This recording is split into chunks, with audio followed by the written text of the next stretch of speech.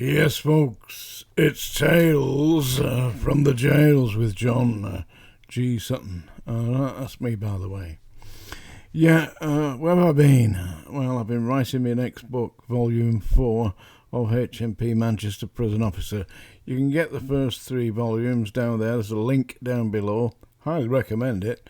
Great writer. I know him well. It's me!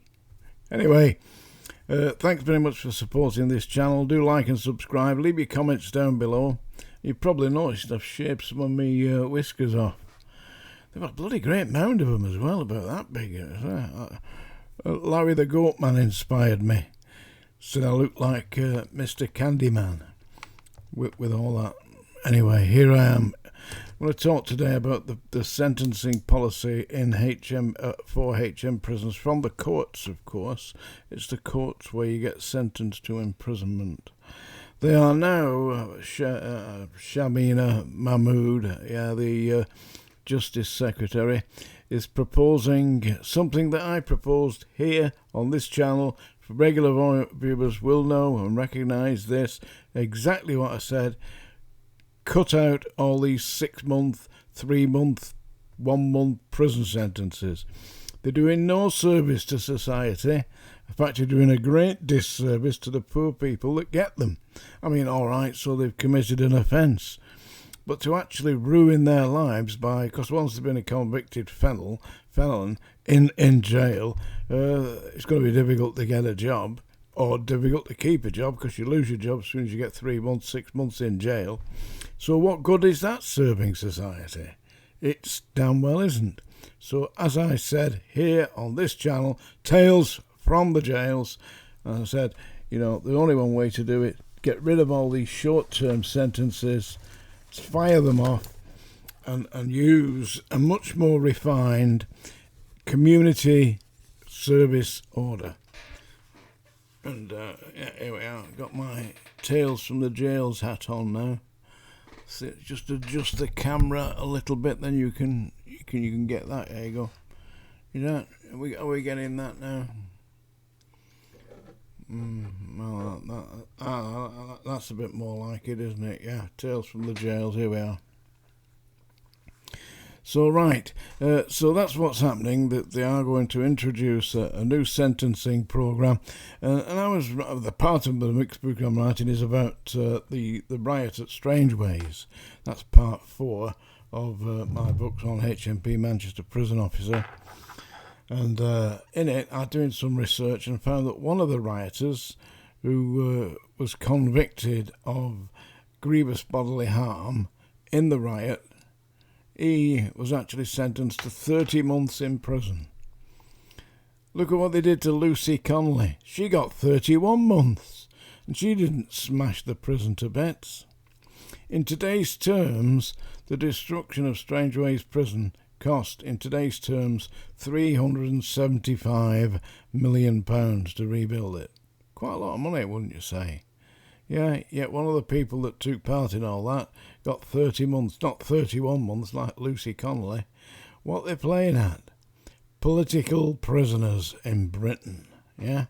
And I believe the police are going round to people's houses now saying that's not the right way you're thinking here, and telling people how to think. So what have we got here? Well, George Orwell did predict it in his book 1984, which I highly recommend, by the way. It's supposed to be a work of fiction, but I think the Labour Party are taking it as a manifesto. They seem to be, don't they? It's certainly buggered up our society. One poor sod who was researching into the migrant hotels went in, sat down, had a pasta meal to see what it was all about, see what it was like, and they're going to charge him with burglary and theft. A pasta meal probably cost about £2 or £3 at the most. And he's being prosecuted. Eight police officers, 5 of them tooled up in full riot gear, went to this guy's house. Oh, you've seen him. Yeah, he's about as big as Lester Piggott. There's more meat on me dad's truncheon. Seriously. It's ridiculous what's going on. And, of course, we've now got Nigel Farage who's proposing to deport over 600,000 illegal migrants. How did we get that many?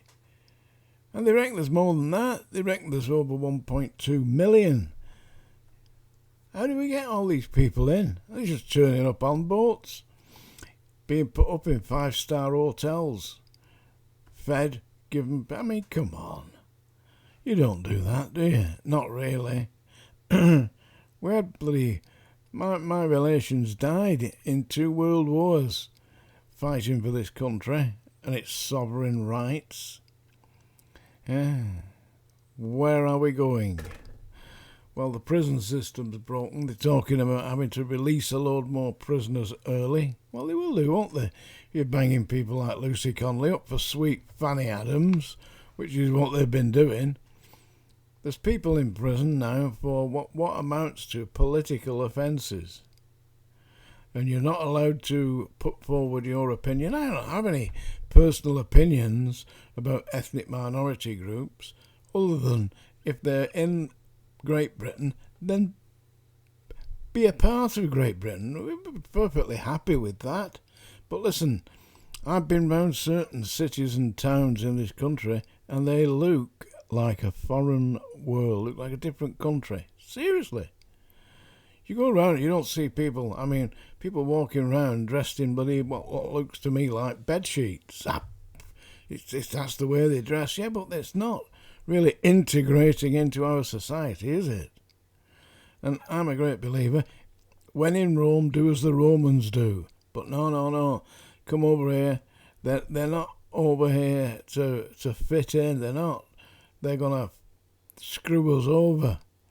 Unfortunately, and a lot of them state that quite openly. It's outrageous. No wonder the jails are full.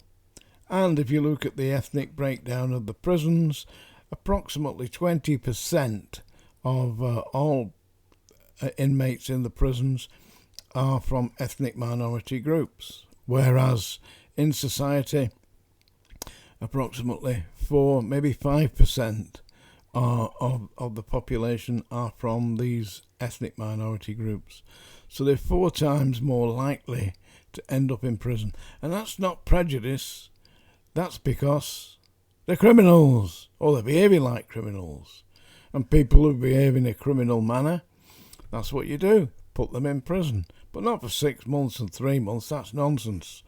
I said all along, there should be a proper structured prison service system whereby you get a minimum, if you go into prison, get a minimum of 2 years, and you don't come out until you've actually accepted that you're going to fit into society.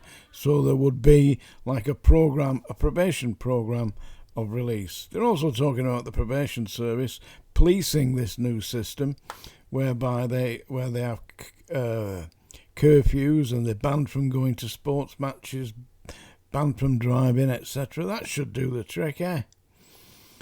What next? Anyway, I'm going to do your poem now, and that's where I've been, folks. I haven't disappeared, and I will do a live broadcast.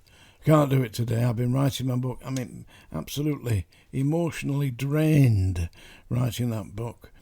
So I'm having to go back and relive what was for me an extremely traumatic time. And now I'm going to do a poem by John Betjeman. We seem to be popular, these John Betjeman poems. I hope you're enjoying them. And this is Trebetherig, where John Betjeman used to go for his summer holidays. It's in Cornwall. Trebetherig. Are you ready? We used to picnic where the thrift grew deep and tufted to the edge. We saw the yellow foam flakes drift in trembling sponges on the ledge below us, till the wind would lift them up the cliff and o'er the edge. Sand in the sandwiches, wasps in the tea, sun on our bathing dresses, heavy with the wet. Squelch of the bladder wrack, waiting for the sea, fleas round the tamarisk, an early cigarette. From where the Coast Guard houses stood, one used to see, below the hill, the lichened branches of the wood, in summer silver, cool and still, and there the shade of evil could stretch out at us from Schiller Mill. Thick with sloe and blackberry, uneven in the light, lonely round the hedge, the heavy meadow was remote. The oldest part of Cornwall was the wood, as black as night, and the pheasant and the rabbit lay torn open at the throat. But when a storm was at its height, and feathery slate was black in rain, and tamarisks were hung with light, and golden sand was brown again, springtide and blizzard would unite, and sea come flooding up the lane. Waves full of treasure then were roaring up the beach, ropes round the Macintoshes, waders warm and dry. We waited for the wreckage to come, swirling into reach, Ralph, Vasey, Alistair, Biddy, John, and I. Then roller into roller, curled and thundered down the rocky bay, and we were in a water world of rain and blizzard, sea and spray, and one against the other hurled, we struggled round to Greenaway. Blessed be St. Enodoc, blessed be the wave, blessed be the springy turf, we pray to thee, and ask for all our children happy days you gave to Ralph, Vasey, Alistair, Biddy, John, and me. There you have it, Trevethrig, written by John Betjeman. And it's that time of day, folks. Take my hat off to this. Oh, hey, Hairy Head's back. What we're going to do, that's the song dinger, by the way. This is a request from Larry the Goatman. He wants me to sing this song, Shenandoah. Are you ready?